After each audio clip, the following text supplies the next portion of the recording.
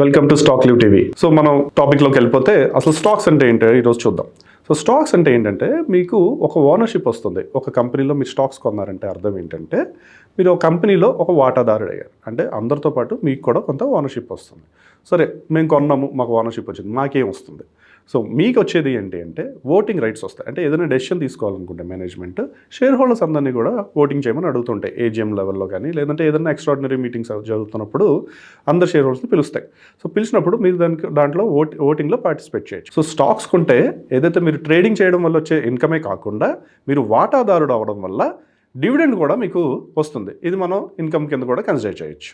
So ఇది మెయిన్గా మీరు ఎందుకు స్టాక్స్ కొనాలి, దానివల్ల మాకు ఏం వస్తుందో దాని గురించి మనం డిస్కస్ చేసాం. సో నెక్స్ట్ టాపిక్ మనం చూస్తే మార్కెట్ క్యాపిటలైజేషన్. మార్కెట్ క్యాపిటలైజేషన్ అంటే ఏంటి అసలు? సో మార్కెట్ క్యాపిటలైజేషన్ వల్ల మనకేం తెలుస్తుంది, ఇవన్నీ ఇప్పుడు మనం డిస్కస్ చేద్దాం. సో మార్కెట్ క్యాప్ అంటే ఏంటంటే టోటల్ షేర్స్ ఎంత ఉన్నాయి కంపెనీ దగ్గర.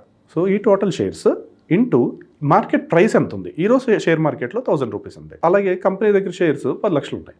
సో ఈ 10 లక్షల షేర్లు ఇంటూ ఈ 1000 రూపీస్ కొడితే ఎంత వచ్చిందో దీన్ని మార్కెట్ క్యాపిటలైజేషన్ అంటాం. సో మార్కెట్ క్యాపిటలైజేషన్ బేస్ చేసుకుని ఈ కంపెనీ స్టాక్స్ మనం సెగ్మెంటేషన్ చేస్తారు వీళ్ళు కంపెనీలో.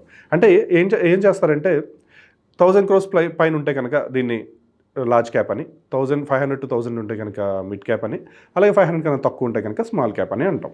సో దీనివల్ల మనకి యాజ్ ఎ ఇన్వెస్టర్ మనకి ఏంటి మనం అర్థం చేసుకోవాల్సింది ఏంటంటే large cap stocks less volatile. అంటే పెద్ద డిఫరెన్స్ రాదు. ఎంత పెద్ద డెసిషన్స్ వచ్చినా సరే వీటి మీద ఇంపాక్ట్ ఒక 2%, 4%, 5% పెరుగుతూ ఉంటాయి, తగ్గుతూ ఉంటాయి, అంతే. అంతమించి పెద్ద వాలిటైల్ స్టాక్స్ కాదు. ఎందుకంటే వీళ్ళు ఆల్రెడీ మార్కెట్లో మెచ్యూర్డ్ అయిపోయిన స్టాక్స్ ఉంటాయి ఇవి. అంటే దే ఆల్రెడీ ప్రూవెన్ స్టాక్స్ అన్నమాట. ఓకే, వాళ్ళ గ్రోత్ పాత్ బాగుంటుంది, కానీ మనకి యాజ్ ఏ ఇన్వెస్టర్ ఆ ప్రైస్ వాలిటాలిటీ అంత పెద్ద ఇంపాక్ట్ ఉండదు. అంటే మోర్ ఆర్ లెస్ స్టేబుల్గా ఉంటాయి అన్నమాట. ఎట్ ద సేమ్ టైం మీరు మిడ్ క్యాప్ చూస్తే కనుక వీళ్ళు ఆల్రెడీ ఎమర్జింగ్ కంపెనీస్ అంటారు. అంటే ఆల్రెడీ వాళ్ళు కొంత ట్రాక్షన్ తెచ్చుకుంటారు, పెద్ద కంపెనీతో పోటీ పడడానికి ట్రై చేస్తుంటారు, మేము చిన్న కంపెనీ కాదని ప్రూవ్ చేసుకుంటూ ఉంటారు, ఇలాంటివన్నీ జరుగుతుంటాయి. సో ఒక 300 crores వర్క్ ఆర్డర్ వచ్చింది, 100 crores వర్క్ ఆర్డర్ వచ్చినా కూడా చాలా పెద్ద న్యూస్ అది. సో కంపెనీ వాల్యుయేషన్ ఇమ్మీడియట్గా మారిపోతుంది. అలాగే ప్రైస్ కూడా వాలిటాలిటీకి బాగా గురవుతూ ఉంటుంది. సో మీరు అర్థం చేసుకోవాల్సిందంటే లార్జ్కి స్మాల్కి మిడ్ క్యాప్కి తేడా ఏంటి అంటే అదే 300 crores వర్క్ ఆర్డర్ లార్జ్ క్యాప్కి వచ్చిందంటే అది పెద్ద న్యూస్ కాదు. అదే మిడ్ క్యాప్లో 300 crores వర్క్ ఆర్డర్ చాలా పెద్ద న్యూస్ అది.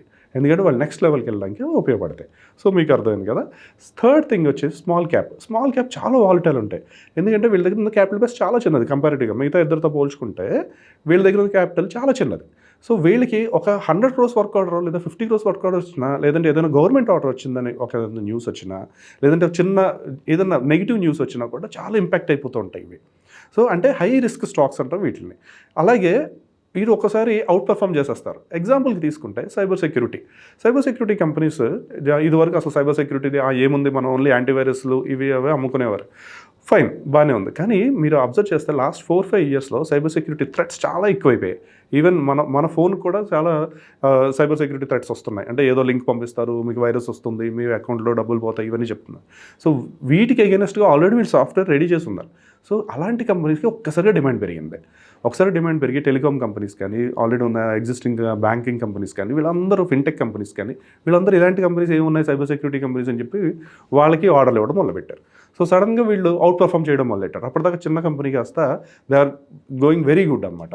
సో అప్పుడు ఆల్రెడీ మీరు ఇన్వెస్ట్ చేసినట్టయితే మీకు ఇవన్నీ కూడా మల్టీబ్యాగర్ స్టాక్స్ కింద మారుండేవి. సో మీరు అర్థం చేసుకోవాల్సిందంటే స్మాల్ కంపెనీస్ హై పర్ఫార్మెన్స్ ఇస్తున్నాయి, అలాగే ఎక్కువ రిటర్న్స్ ఇస్తాయి, అట్ ద సేమ్ టైం అంతే రిస్క్ క్యారీ ఫార్వర్డ్ చేస్తూ ఉంటాయి. అలాగే మిడ్ క్యాప్ అయితే కనుక మీరు మోర్ ఆర్ లెస్ అంత స్టేబుల్ కాదు, అలాగే ఒక చిన్న ఇంపాక్ట్ కూడా మంచి రిటర్న్ తీసుకొస్తాయి.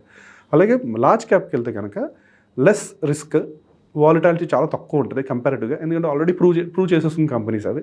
ఏదో పెద్ద జరిగితే తప్ప అవి కిందకు వచ్చే ఛాన్స్ లేదన్నమాట. సో ఈ మూడింటి మీద మీకు బాగా అవగాహన వచ్చింది అనుకుంటున్నాను. నెక్స్ట్ టాపిక్తో మళ్ళీ కలుద్దాం.